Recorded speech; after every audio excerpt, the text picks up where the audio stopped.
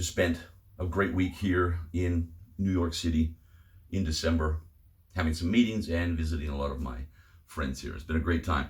As I've been looking around at the bicycle infrastructure everywhere that I've been walking and riding a bike. And a lot of efforts were made a few years ago to put in some bike lanes. Some of them are okay, some aren't, but it kind of faded away with the current mayor.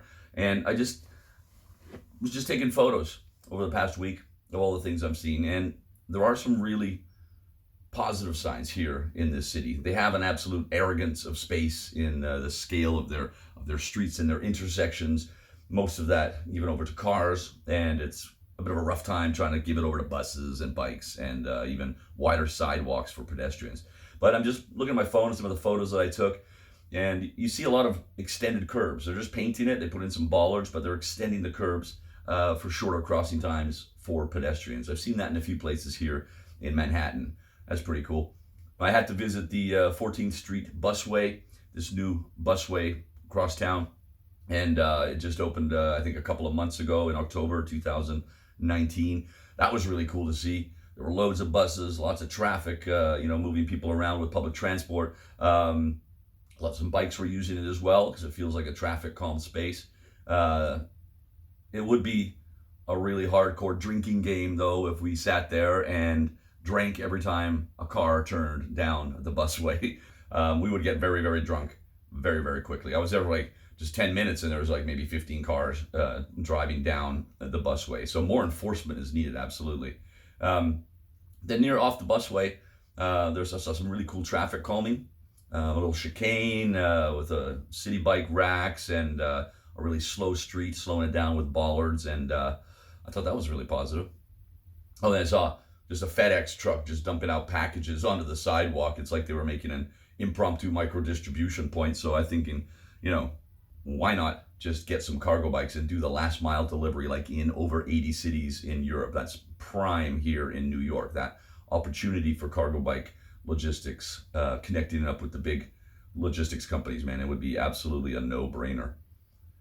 And so a few of these cute little armadillos, a little bit of a tiny speed bump to stop cars from cutting the corner, and cutting into the bike lanes, and also keeping pedestrians safer as well. Cute little effort was made there. More of that would be great.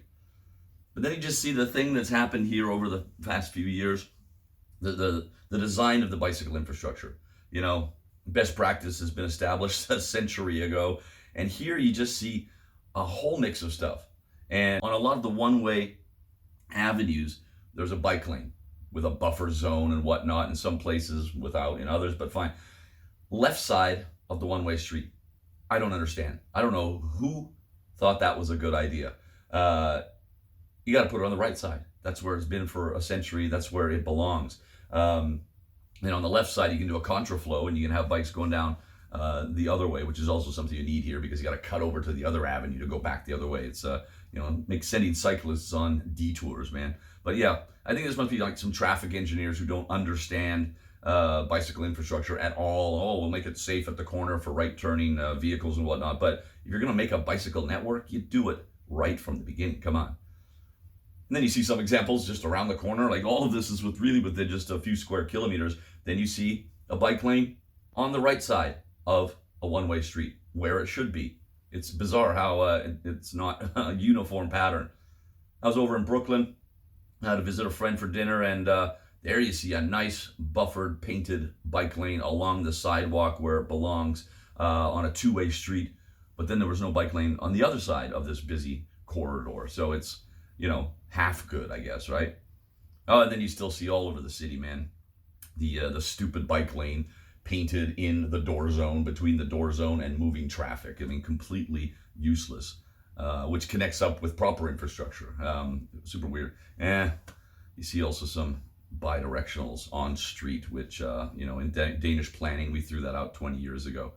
There's just no uniformity. Efforts have been made to design this kind of stuff, and it doesn't make any sense. There's no one style of infrastructure. You just got everything. It's like a museum to bicycle infrastructure out there. The good, the bad, and the stupid. It's all in one place. And just imagine trying to have to get around every single day on that. Oh, But this city has so much potential. It's insane how much potential this Manhattan and Brooklyn and all the boroughs have to be really one of the best bicycle cities on the planet. Baby steps have been made. Now it's time to take the leap.